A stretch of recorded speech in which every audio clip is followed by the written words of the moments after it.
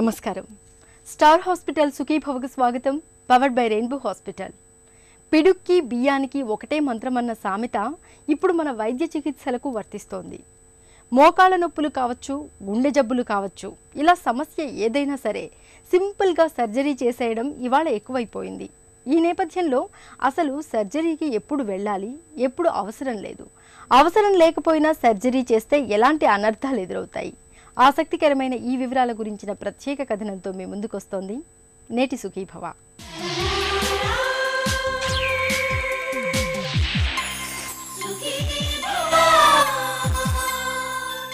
Operation అంటే ఒకప్పుడు చిట్ట చివరి పరిష్కారం.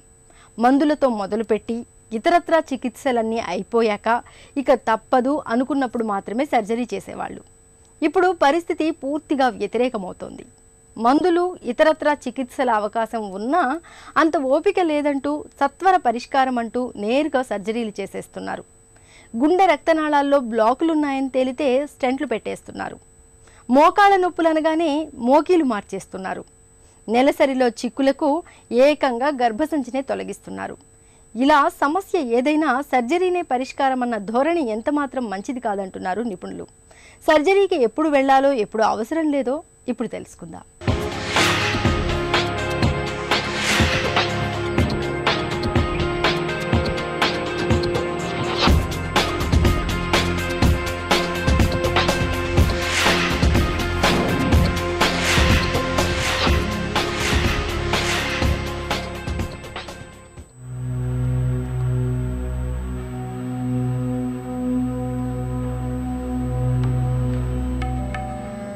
ఒకప్పుడు ఏదైనా జబ్బు చేస్తే ఏ ఆకులో అలములో తినిపించడం, పసర్లు పోయడం లాంటి పాతకాలం మూలికా వైద్యాలుండేవి. అవి బాగా పూర్వకాలం నాటి పద్ధతులు. కాలక్రమంలో తర్వాత సైన్స్ అభివృద్ధి చెందడంతో జబ్బు తాలూకు ఖచ్చితమైన కారణాల్ని కనుక్కొని మందులు వాడి స్వస్థత చేకూర్చడం నేర్చుకున్నాం. శాస్త్ర పరిజ్ఞానం అక్కడితో ఆగిపోలేదు. మందుల తరువాత జబ్బులపై పాశుపతాస్త్రంలాగా శస్త్రచికిత్స అందుబాటులోకొచ్చింది. ఆపరేషన్లు అందుబాటులోకొచ్చాక అనేక వందల జబ్బులకు సర్జరీ చేయడం ద్వారా మానవాళికి అద్భుత సాంత్వన చేకూర్చగలుగుతున్నాం. ఆపై సర్జరీల్లో కూడా కోతలు, కుట్లు, రక్తస్రావం లాంటి వాటిని తగ్గించి పేషెంట్ త్వరితగతిన కోలుకునేలా చేయగలుగుతున్నాం. ఇదంతా ఒక అద్భుత ప్రగతి పరిణామం. ఈ పరిణామం మరింత ముందుకెళ్తుంది. అయితే దురదృష్టవశాత్తు ఇటీవలి కాలంలో వైద్యులు చేస్తున్న సర్జరీలు గాడి తప్పుతున్నాయా అనే సందేహం బయలుదేరుతోంది. అనవసరమైన మెడికల్ ప్రొసీజర్స్ జరుగుతుందని చాలామంది పేషెంట్స్ భయపడతా ఉంటారు. పూర్తిగా వాస్తవం కాదు, కానీ ఒక పర్సెప్షన్ అయితే వచ్చినది.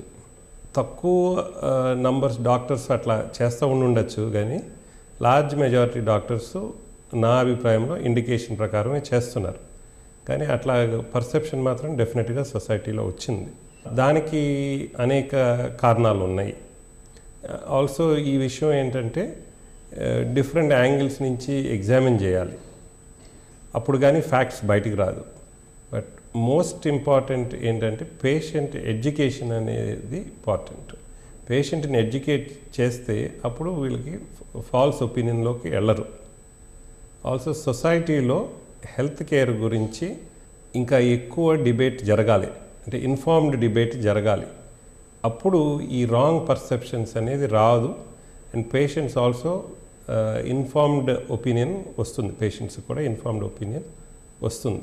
కార్డియాలజీ వరకు చూస్తే చాలామంది బైపాస్ చేయించుకోవాలా, యాంజియోప్లాస్టీ చేయించుకోవాలా అనే కన్ఫ్యూజన్లో ఉంటారు. ఇది రొటీన్గా చూస్తూ ఉంటాం. యాంజియోగ్రామ్ ఎక్కడో చేయించుకుంటారు, తర్వాత సీడీ పట్టుకుని వేరే హాస్పిటల్స్కి వెళ్తూ ఉంటారు. అండ్ అన్ఫార్చునేట్గా వాళ్ళు they end up being more confused. నా సజెషన్ ఏంటంటే ఈ యాంజియోగ్రామ్ అయ్యే ముందే పేషెంట్స్ హాస్పిటల్ గురించి, డాక్టర్ గురించి బాగా తెలుసుకుని వాళ్ళ ఎక్స్పీరియన్స్ ఏంటి, వాళ్ళ ట్రైనింగ్ ఏంటి తెలుసుకుని వెళ్తే తక్కువ కన్ఫ్యూజన్ ఉంటుంది. అన్ఫార్చునేట్గా ఈ లాస్ట్ 20-25 ఇయర్స్లో కొంచెం పేషెంట్ డాక్టర్ రిలేషన్షిప్ కొంచెం దెబ్బతిన్నది. దానికి ఒక కారణం ఏంటంటే ఈ ఫ్యామిలీ డాక్టర్ అనే కాన్సెప్ట్ మన సొసైటీలో కనుమెరుగైపోతుంది. యూజువల్గా ఫ్యామిలీ డాక్టర్ అయితే వాళ్ళ ఫ్యామిలీకి ఎప్పటి నుంచో పరిచయం ఉండే వ్యక్తి అండ్ వాళ్ళు they have the trust of the patient. మనం ఈ ఫ్యామిలీ ఫిజిషియన్ కాన్సెప్ట్ ఎంత త్వరగా తిరిగి తీసుకురాగలిగితే పేషెంట్స్కి అంత మేలు జరుగుతుంది. ఎందుకంటే వాళ్ళకి ఆ డాక్టర్ మీద కాన్ఫిడెన్స్ ఉంటుంది. వాళ్ళు పైగా పేషెంట్స్తో బాగా ఇంటరాక్ట్ అయ్యి బాగా కన్విన్స్ చేయగలుగుతారు. సో పేషెంట్స్ ఈ 2-3 స్పెషలిస్ట్ దగ్గరికి వెళ్ళేదానికన్నా ఒక స్పెషలిస్ట్ దగ్గర ఒపీనియన్ తీసుకున్నాక తిరిగి వాళ్ళ ఫ్యామిలీ డాక్టర్ దగ్గరికి వెళ్ళి డీటెయిల్డ్గా డిస్కస్ చేసి అప్పుడు ఏ ట్రీట్మెంట్ అడాప్ట్ చేస్తారని డెసిషన్ తీసుకోవడానికి వీలుగా ఉంటుంది. గుండె గుప్పెడే, కానీ ఆ గుప్పెడంత గుండె నిరంతరాయంగా రక్తాన్ని పంప్ చేస్తూ కొండంత శరీరాన్ని నడిపిస్తోంది. అందుకే గుండెను గట్టి పిండం అంటుంటారు డాక్టర్లు. శరీరంలోని అణువణువుకు ప్రాణాధారమైన ఇంధనాన్ని సరఫరా చేసే కీలకమైన ఈ కండరాల సంచికి కూడా చిక్కులు ఎదురవుతుంటాయి. ముఖ్యంగా గుండె రక్తనాళాల్లో అడ్డంకులు. ఇవి గుండెను గట్టి చిక్కుల్లో పడేస్తుంటాయి.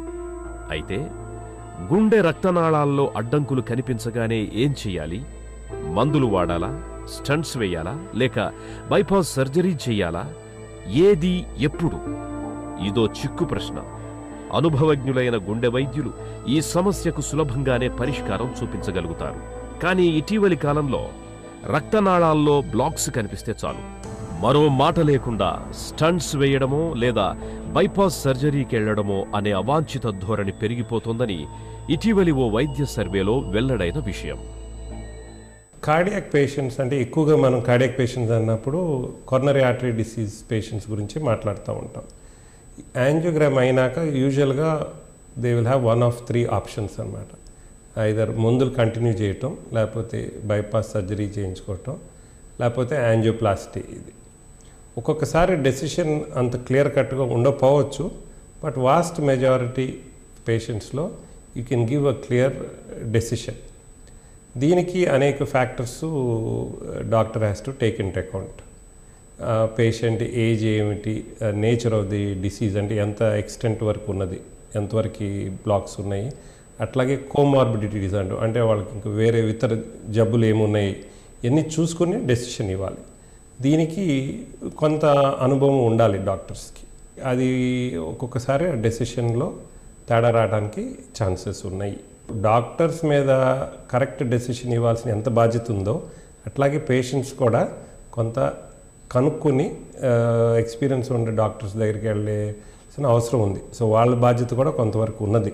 సెకండ్ ఒపీనియన్ తీసుకోవడంలో తప్పు లేదు ఈ సిచ్యువేషన్లో, అండ్ ఇది ఇంకా పెరగబోతుంది కూడా.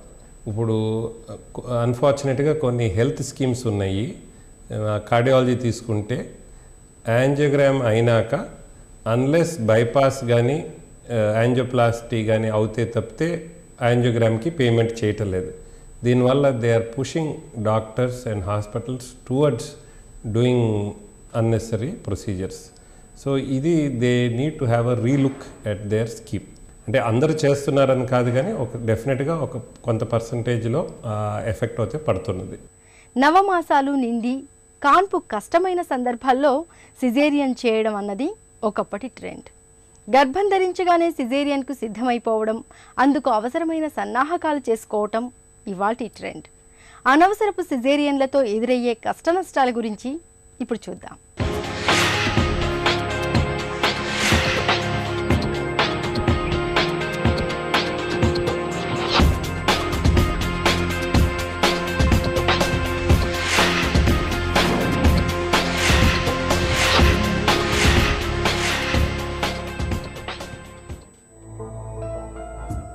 చర్యకు అసమానమైన ప్రతిచర్య తప్పదు అని న్యూటన్ 3వ గమన సూత్రం చెబుతోంది. ఇది ఏ విషయంలోనైనా వర్తించేదే. సర్జరీకి కూడా ఇది వర్తిస్తుంది. సర్జరీ చేసేటప్పుడు వచ్చే లాభాలతో పాటే దాని వెంటే నష్టాలు కూడా ఉంటుంటాయి. అందుకే సర్జరీ విషయంలో లాభ నష్టాల్ని బేరీజు వేసుకుని అత్యావశ్యకం అనుకున్నప్పుడే ఆపరేషన్కి వెళ్లడం అన్నది అనుభవజ్ఞులైన వైద్యులు అనుసరించే విధానం. కానీ ఇవాళ మెజారిటీ శాతం వైద్యుల్లో సమస్య తీవ్రతను పెద్దగా పరిగణనలోకి తీసుకోకుండానే సర్జరీలకు వెళ్తున్నారనే అపవాదు రాను రాను పెరుగుతోంది. ముఖ్యంగా సిజేరియన్ల విషయం. సహజ కాన్పుకు అవకాశం ఉన్నా సరే సిజేరియన్లు చేయడం బాగా పెరిగింది. మరో దారుణమైన విషయం ఏమిటంటే, బిడ్డ ఫలానా గడియల్లో పుట్టాలని చెప్పి గర్భిణీ తాలూకు బంధుమిత్రులు కూడా ముహూర్తాల పిచ్చిలో పడి డాక్టర్ల వెంటబడి మరీ సిజేరియన్లు చేయించుకుంటుండడం. సిజేరియన్లు చాలా మటుకు కారణం లేకుండా చేస్తున్నారు డాక్టర్లు అని ఒక అపోహ చాలా మందిలో పెరిగిపోతోంది. అలా అనుకున్నప్పుడు వాళ్ళు ఇంకో డాక్టర్ దగ్గరికి వెళ్ళేది నిజమా కాదా అన్నది తెలుసుకోవచ్చు. కానీ ఇక్కడ మనం ఒక తిరకాసు అర్థం చేసుకోవాలి. ఏంటంటే చాలామంది పేషెంట్లే మా వల్ల నార్మల్గా డెలివరీ కావడం కాదు, లేదా మాకు ముహూర్తంలో చేయాలి, అందుకని ఆపరేషన్ మేమే చేయించేసుకుంటామని అడిగే వాళ్ళు కూడా ఎక్కువైపోయారు. కాబట్టి దీనికి సెకండ్ ఒపీనియన్ అన్నది ఏమీ లేదు. ఎందుకంటే ముహూర్తాల పిచ్చి అన్నది ఈ మధ్య చాలా ఎక్కువైపోయింది మన పేషెంట్లలోనూ. చదువుకున్న వాళ్ళు అలాగే చేస్తున్నారు, చదువు లేని వాళ్ళు కూడా అలాగే చేస్తున్నారు. పలానా రోజు పలానా టైంలో మాకు ఆపరేషన్ కావాలి అని. ఎందుకంటే మామూలు కాన్పులు అయితే మనం టైం పెట్టలేము. అది దానంతట దాని ప్రకృతి సిద్ధంగా ఎలా అవ్వాలో అలాగే అవుతుంది, ఆ టైంకే అవుతుంది. నొప్పులు వచ్చేదానికి కూడా ఒకవేళ మేము ఏమన్నా ప్రయత్నాలు చేస్తే కూడాను అది ఆపరేషన్లో ఎండ్ అయిపోవచ్చు. స్వతహాగా నొప్పులు రావడం, దానివల్ల నార్మల్ డెలివరీలు అవ్వడము అన్నది చాలా ముఖ్యం మనకి. అలాంటప్పుడు ముహూర్తాలకు కుదరవు కదా. కాబట్టి ఇలాంటివి కూడా కొన్ని జరుగుతున్నాయి. దీనికి కేవలం డాక్టర్లను బ్లేమ్ చేయడం మాత్రం కరెక్ట్ కాదు. ఇక్కడ రోగులు కూడాను వాళ్ళకి కావలసిన విధంగా ఇవి కావాలని అనుకుంటున్నారు. వైద్య సర్జరీల్లో అత్యధికంగా అనవసరంగా ఊచకోతకు గురవుతోన్న అవయవం ఏమిటో తెలుసా? స్త్రీలలో గర్భసంచి. పండంటి బిడ్డకు ప్రాణం పోసే ఈ అద్భుత అవయవాన్ని పిల్లల్ని కనడం అయిపోయిందిగా, ఇక గర్భసంచితో పనే ఉంది అని చెప్పేసి కూరలో కరివేపాకుల కోసిపారేస్తున్నారనే విమర్శలు చాలా కాలంగా వెల్లువెత్తుతున్నవే. పెద్దగా అవసరం లేకపోయినా ఏవేవో బలహీనమైన సాకులు చూపించి గర్భసంచిని తొలగించే హిస్టరెక్టమీ పెద్దాపరేషన్లు అడ్డు అదుపు లేకుండా పెరిగిపోతూనే ఉన్నాయి. పెద్దాపరేషన్ల వల్ల తలెత్తే రకరకాల దుష్ప్రభావాలు, గర్భసంచితో పాటే అండాశయాల్లాంటివి కూడా తొలగిస్తే దానివల్ల ముందస్తుగా వచ్చిపడే మెనోపాజ్ వల్ల అనేక శారీరక మానసిక ఇబ్బందులు, ఇవన్నీ కూడా అనవసరపు ఆపరేషన్ల వల్ల వచ్చిపడే ఇబ్బందుల్ని తెలియజేసేవే. హిస్టెక్టమీలు మాత్రం మేమే దానికి కారణం. కానీ దీనికి కూడాను పేషెంట్లలో ఈ క్యాన్సర్ భయం పెరిగిపోవడం కూడాను ఒక కారణము. కాబట్టి తప్పకుండా సెకండ్ ఒపీనియన్ తీసుకోవాలి. దీనివల్ల మేము 75% వరకు ఈ ఆపరేషన్ లేకుండానే మందుల ద్వారానే తగ్గించే ప్రయత్నాలు కూడా చేసే అవకాశాలు ఉన్నాయి. మామూలుగానే హిస్టెక్టమీ అంటే అది ఏదో ఒక చిన్న ఆపరేషన్ ఎవరు అనుకోకూడదు. ఈ పెద్ద ఆపరేషన్ కావాలి అని అనుకున్నప్పుడు 1-2 సార్లు వేరే వాళ్ళని అడగడం చాలా ముఖ్యము. తర్వాత పరీక్షలు లేకుండా ఎప్పుడు కూడా ఈ ఆపరేషన్కి వెళ్ళకూడదు. గర్భాశయపు ఆపరేషన్ అన్నప్పుడు ముందర మందులు వాడారా లేదా, మందులు వాడే ముందు అసలు ఆ రోగము ఆ జబ్బు ఎందుకు వచ్చింది అని తెలుసుకోవడానికి స్కాన్ ఒకటి అవసరము. తర్వాత డిఎన్సి అంటాం, డయాగ్నోస్టిక్ డైలటేషన్ అండ్ క్యూరిటాజ్, అంటే గర్భాశయపు లోపలి పొర తీసి దాని పరీక్షకు పంపించడం. ఎక్కువగా ఋతుక్రమంలో రక్తస్రావం అవుతూ ఉంటే ఇలాంటివన్నీ అవసరం.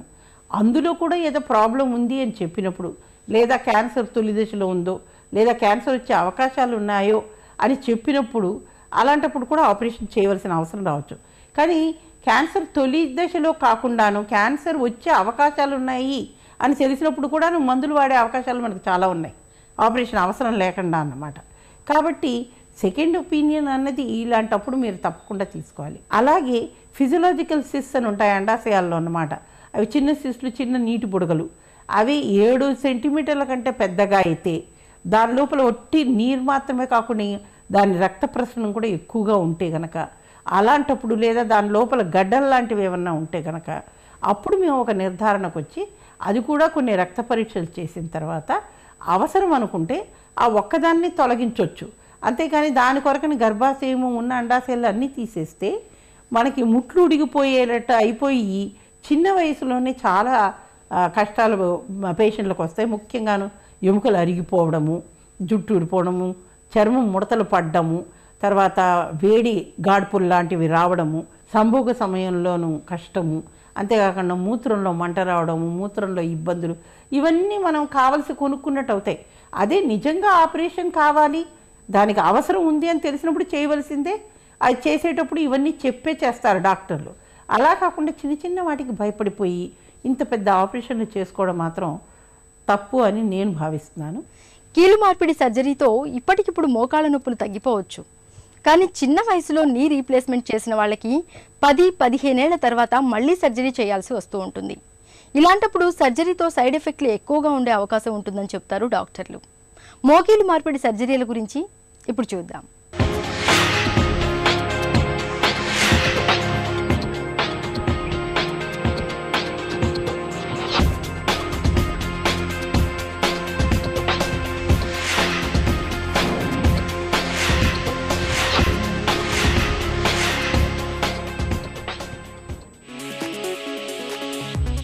ఆధునిక జీవనశైలి పుణ్యమా అని తిండి తీరు విపరీతంగా మారిపోయింది.